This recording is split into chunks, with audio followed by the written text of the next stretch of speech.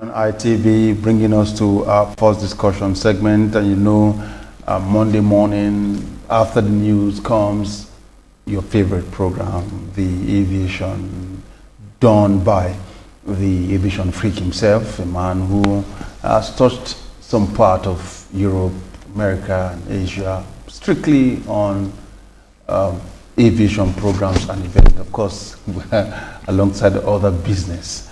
Okay, Mr. Goddy, very good morning to you. Hi, good morning, Joe. You're welcome. Thank you very much. My great viewers, you're welcome to the program. Yeah, this morning we shall be looking at one of the reasons that made Dana Airline to have a flight return, from Lagos to Port Harcourt. Usually called air return. Yeah, air return, and that was due to bird strike. And you want to know what bird strike is? It looks very simple, just bird, striking the airplane or getting into one of the engines of the airplane. Why should the plane have a flight return? Well, that is the discussion for this morning. Okay, yeah, quickly tell us what bird strike is. Before then, Joe, let me tell you that this is an awesome topic. It sounds so simple, but it's huge. And in Nigeria, we haven't even scratched it. We haven't even taken a step. And what's more, it's one topic that relates to aviation sector that no aviation school in this entire world, has it in its curriculum. No aviation school teaches practicing professional pilots about habits of birds and how to navigate and avoid them and stuff like that. So this particular subject is so important that I will urge professional pilots out there to humbly sit back, watch, listen, and get some vital information that will help them operate, more safely in the skies of Nigeria and indeed the world. Let's have clip one, please, and then Ron. Time is usually not our friend on this program, but I hope we'll be able to run through today. Right. Here we go. First of all, take a look at that chopper. The photograph you have there. That's a helicopter, right? Can you see? Damaged screen. Not just damaged screen. That's a big vulture on this screen. Can you see that? It picked it up in flight, and thank God it was a helicopter that didn't need, pressurization. Didn't need. To be so high up in the air. If that had happened to a jet engine, it would obviously have crashed and killed all the occupants. So that's what can happen when you find yourself on the path of birds, or when birds find themselves on your path. Right. Now, it's dangerous. That's right. Definition of bird strike. A bird strike is a collision between an airborne animal, usually a bird or bat, and a man-made vehicle such as an aircraft. It is sometimes called bird ingestion. That's when jet engines suck away these birds. That's when they're called ingestion. Bird strikes have caused a number of accidents involving human casualties. I think I made something there that to say that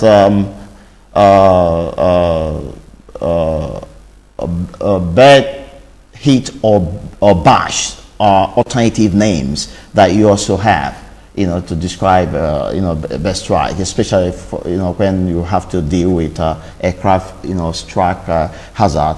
Let's move to clip 2 so that we'll see if we can run through very quickly. Look at that again. That is another big, huge bird that collided with a turboprop aircraft. You look to the right of that photograph, and you see that is a turboprop. is probably an Embraer. Remember when we dealt with the Embraer aircraft. So casualties of best strike. Best strikes are estimated at one accident resulting in human death in 1 billion flying hours. That's to say that they haven't really, caused so much of, loss of lives, but lives have been lost. When we do part 2 of this program, I'll serialize, or probably it's going to go into part 3 because it's huge. It's a huge topic. I'll serialize some of the documented deaths that have been taking place around the world due to best strike. So, although the best strike collisions are usually fatal to the birds, the majority of it cause only little damage to aircraft, and you're going to see why as we move on. Can we get to clip 3, please? Here we go, Joe. Estimated annual damages caused by best strike. Annual damages caused by best strike in the USA alone. Now, my dear viewers, I am talking about USA because this is where they have proper management that has to do with animals, and then they keep their statistics and keep records. We don't have them here at the moment, and so forgive me for using United States of America records to give you the information you need about what best strikes can do. Now, annual damages caused by best strike in the USA alone have been estimated at 400 million US dollars. That's 400 million US dollars only, and 1.2 billion US dollars to commercial aircraft worldwide. That's the estimation. The statistics is shown, about the damages that best strikes have caused. The International Civil Aviation Organization, ICAO, reported an estimated 65,139 best strikes between 2011 and 2014. Joe, isn't that huge? Now, take a look. That clip 3 now, yeah, look at the estimated at, what do you call it now? 400 million US dollars. Now, that is the cost of damage caused by best strike. Can you expatiate in the areas, that each time that amount of money? Yeah, each time a jet engine ingests, that is to say, takes in a bird, that a jet engine gets ruined. And Joe, the cost of a single engine port is awesome. It runs into millions and millions of dollars. And anytime it happens and you have those blades, you're going to see one of the pictures posted, and then you will understand the kind of damage that ingestion of bed into the jet engine can really do to the engine. It simply destroys the engine, and a total renovation and reconfiguration will have to take place for that engine to ever work. And sometimes it gets so bad that the engine is totally scrapped, and you have to really install a brand new engine into the aircraft if you must fly safely. So those are the accumulation, and each time it hits the windshield and causes a damage, a lot of other things follow. The nose cone, that's this point of the aircraft. That's where you call the nose cone. They get shattered as well. And this is where you have all the computers that give you those automation you have in airplanes. This place is loaded with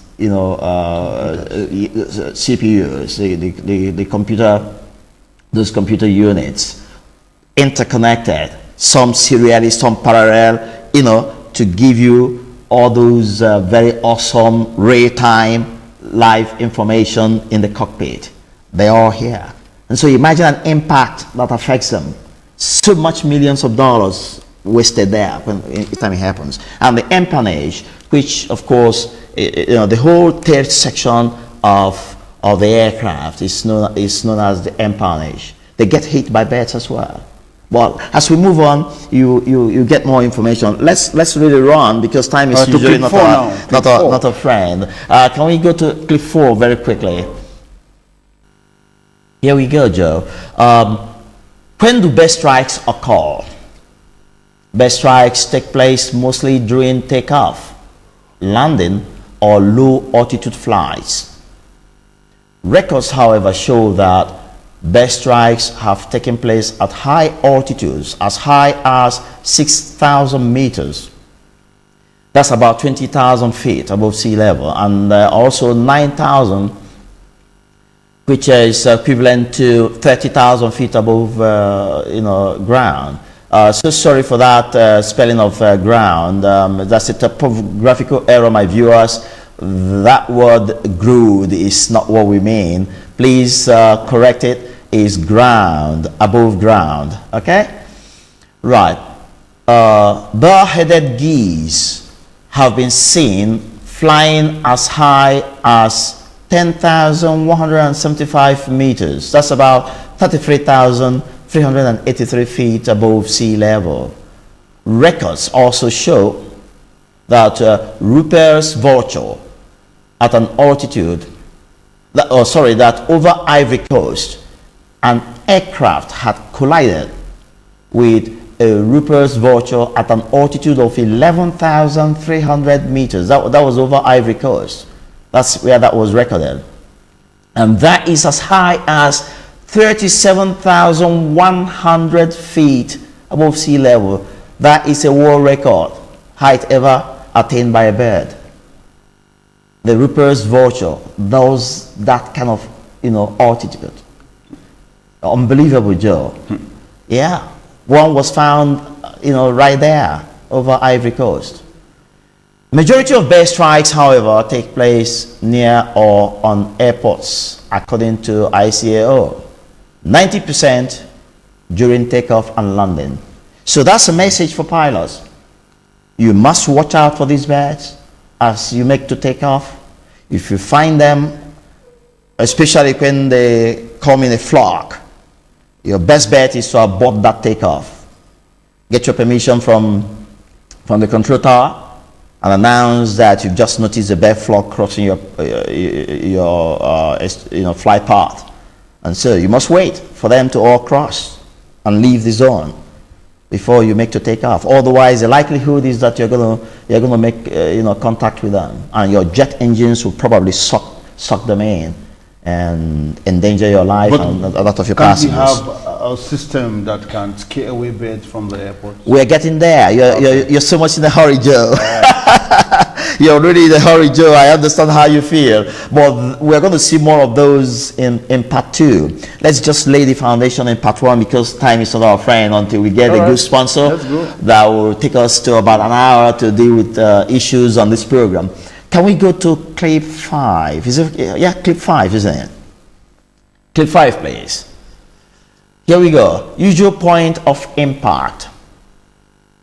As the usual points of impact during bird strikes have been any forward-facing edge, such as the leading edge of the wing, the nose cone, the jet engine cowling, or engine inlet.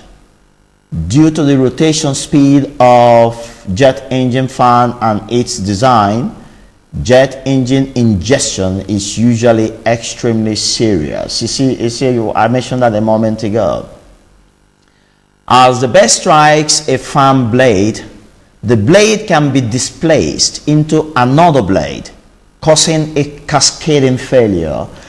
Take a look at that photograph, Joe, and see what bird strike did to the nose cone of that airplane. That is a war jet. One of the older models war jet.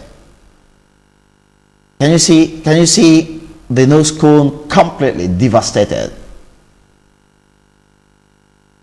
So you will get to understand as we move on the kind of forces that come to play and how the impact can increase depending on the weight of the bird and the speed of the airplane. And as we go on, the pilots are going to learn a lot more what they must do if they notice birds on their parts. And if you come back to me very quickly, we just used some terminologies there that our viewers need to understand. When you talk about leading edge, this part of the airfoil, that's the wing, it's known as the leading edge. Okay, there are those areas that normally make impact with birds. Of course, you know that the back of the airfoil, this part of it is known as the trailing edge. You need to know all these, and I've already told you about the nose cone.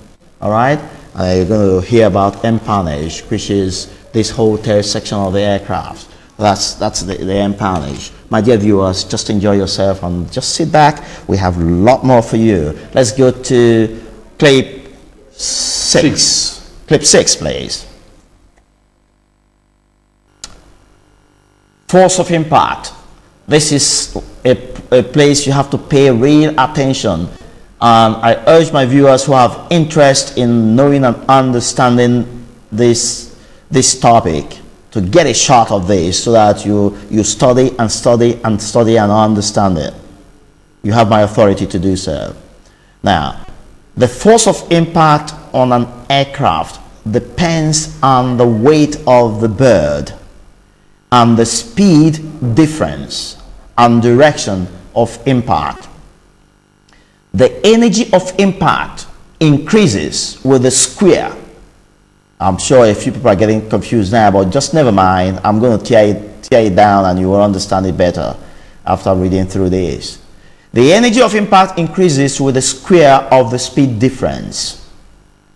Hence, while a low speed impact of a small bird on a car windscreen causes relatively little damage, Joe, in the process of driving on the highway, I've hit bird flocks severally, and they never really shattered my windscreen.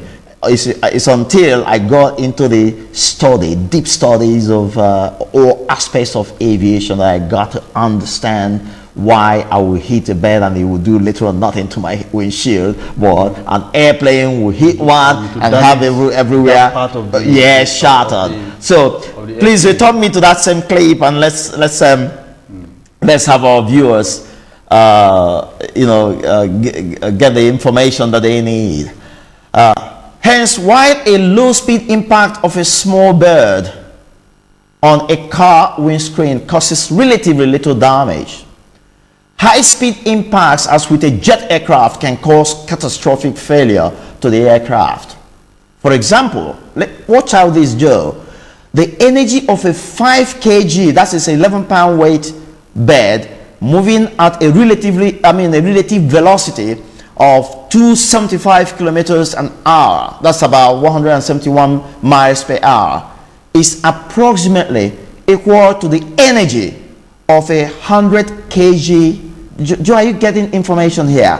Now, we're talking about a 5 kg bird making impact with, at a speed of 275 kilometers an hour, and is comparable to the energy of 100 kg baby stone or whatever, which is an equivalent of 220 pound weight, dropped from a 1 or 2 story building just about 15 meters or 49 feet high. What it means is for a bird with an average weight of 11 pounds, moving at 27 kilometers per hour is equivalent to 100 kg. 100 kg weight of an item dropped from just 15 meters. Because of the speed. The speed. And then remember, get to the first paragraph again and you see that it says the force of impact of an aircraft depends on the weight of the bird and the speed difference and direction. I'm going to show you this when they get back to me, of impact. The energy of impact increases with the square of this. Come back to me very quickly. Let me show my viewers what this means.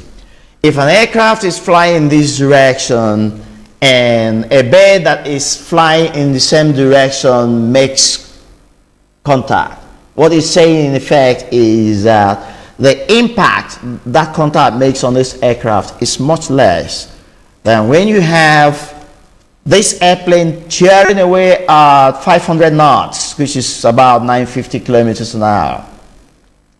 And you have a bird flying on the opposite direction at, say, 200 kilometers an hour. And this engine ingests it, or it hits the windshield or gets on the nose cone.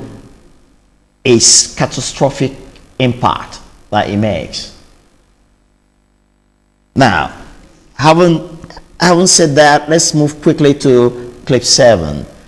You'll have enough time today to talk, because I brought you already 9 clips today, so that we can really. We have barely 5 minutes. All right. Now, best strike countermeasures. Here are 3 ways to reduce best strike effects. Design the aircraft to be bed resistant. Number 2, birds can be moved out of the way of the aircraft. And number 3, the aircraft can be moved out of the way of the birds. Unfortunately, Joe, pilots are not yet receiving these from aviation schools. But appears the number 1 should be the way forward. Well, yeah, it's the way forward. You're going to see when we get to the. But take a look at that photograph. Look at the space between the body of the aircraft and the engine pores. Can you see some red marks there? Yeah. You can see some red marks there? Yeah. Those are, I mean, the blood splash of birds hit by, a flock of birds hit by this aircraft. Fortunately, none of the engines ingested them. But they did little or no damage to the airfoil. That's about the design of what you have in number 1. Design the aircraft to be bed resistant. Okay, let's get to clip 8 and get some more information. Clip 8, please. Now, bed resistant design. Modern large commercial jet engines include design features that ensure they can shut down after ingesting a bed weighing up to 1.8 kilograms, which is about 4-pound weight. A white spiral in the center of the engine discourages birds from flying into the engine. Joe, have you noticed at the airport or anytime you're traveling by air, passing by, the plane while it's waiting for you, take a look at the engine port and you see one beautiful bright white line on the center of the fan. Never really taking time. Okay, you're gonna take time to take a. My concern is just to get myself into it. That's right. Very often, passengers who take a look and notice that will think it's one of those designs to make the engine look beautiful and lovely. But in the actual sense, that white stuff is doing a great job there. You know what it does? As the airplane is cheering away in the cloud, and of course birds are flying either opposite or across or wherever. Remember, the bird view is nearly 360 degrees. They see from every direction. Now, as those white lines move, they catch the attention of the birds, because the normal thing they see is the open, cloud, no relativity, and suddenly you see this sharp revolving white line. What the bird does is it makes a detour to keep away from this strange stuff that is coming towards it. That's the job of that white line. Get back to that clip and let my viewers see what I mean, because I think I posted it. Can you see that engine port? Look at the center of the engine port, Joe. You see that white line? That's spiral. That is the job. As a fan that is turning, is also turning and giving a sharp, bright color that birds can see and notice that something strange is in front of them, and they keep away. So that is the job. It's not there for fancy. All right. So let's move to number 2. Modern jet aircraft structure must be able to withstand 1.8 kilogram collision. Can you see what they are building into it now? The empennage, I've already told my viewers about empennage, which is the tail section of the aircraft, must withstand 3.6 kg. That's about 8-pound bed collision. Can you see that? Then cockpit windows on jet aircraft must be able to withstand 1.8 kg, that's about 4-pound weight bed collision, without yielding or spalling. When we talk about yielding and spalling, yielding is about having the windscreen collapse, and when you say spalling, it's having all those particles, sandy particles that emerge from glass when they receive impact. That is a spore. All right. So can we clip 9? Is it? That's the last one. Yes. Clip 9, please. Clip 9, please. Wildlife management. Joe, both of us are going to find time to go to the airport and see if we can find somebody to speak to, either in NCAA or FAN, FAN, and then find out if we have wildlife management office in place. And no wonder we are still having issues with perimeter fence, around our airports, and which is one of the reasons why we have stowaway. That's correct. And then of course you may have bigger animals finding their ways into the wrong ways. So we've got to sit up, and then I hope somebody in the Ministry of Aviation is watching and listening. It's something that's important that we do, and do very quickly.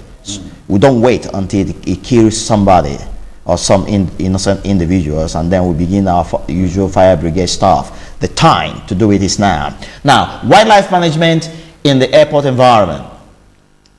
In spite of wildlife managers having many methods of wildlife management, no single method will work in all instances and with all species.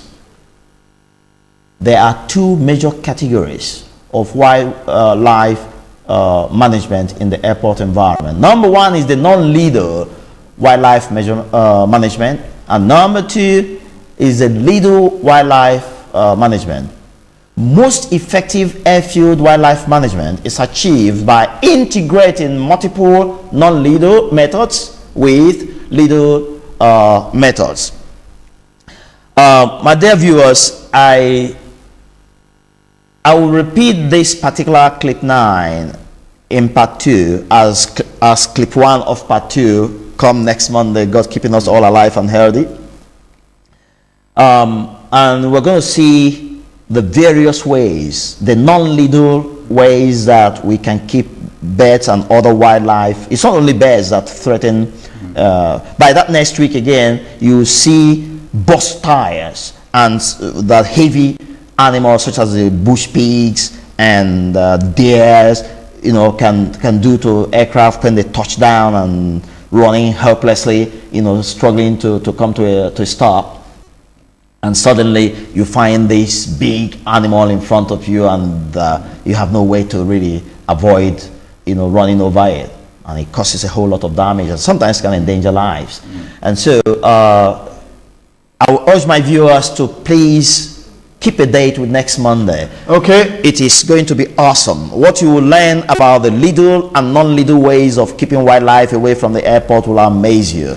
It doesn't exist in any aviation school curriculum. Be sure of that. Right. Right. Viewers, that is the much we have on today's segment of the program, The Aviation, on the segment Aviation. Like you said, next week, Monday, we'll be here again to take you through the part 2 of bird strike, and that will begin with the lethal and not non-lethal. Oh, when you talk about lethal, you're talking about those actions that can really kill the animals and kill the birds. But non-lethal is a way of scaring them away, Okay. keeping them alive, but keeping them out of the way. Yeah. All right. So that's what will happen next week, come Monday, on the program, on the segment, the aviation. Okay, it has been with the aviation freak. He's been here and there on the issue of aviation program and event. He also doubles as an estate surveyor and valuer, Mr. Godwin Ike. Thanks for coming on the show. Oh, thank you, my great Joe. And my dear viewers, let's do it again on Monday. Okay, we'll take a quick break. When we return, the program this morning on ITV continues.